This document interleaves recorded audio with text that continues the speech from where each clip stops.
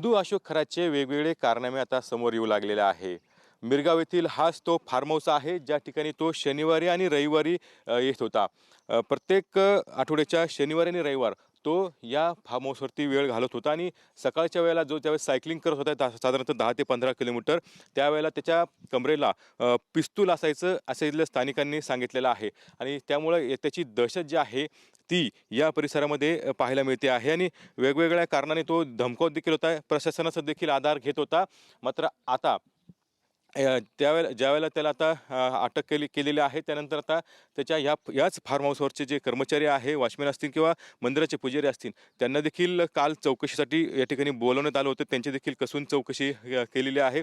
वेळ पडली तर पुन्हा एकदा त्यांना चौकशीला बोलवणार आहे आणि आता हे सगळे वेगवेगळे कारनामे जे आहे ते समोर येत आहे। त्यामुळे आता आणखीन कोणते कोणते खुलासे होता हे पाहणं अत्यंत महत्त्वाचं असणार आहे।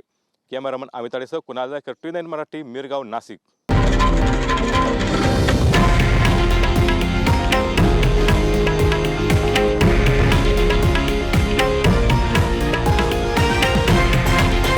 हे आहे देशातील नंबर 1 न्यूज नेटवर्क आणि आपण पाहत आहात TV9 मराठी, एकमेव।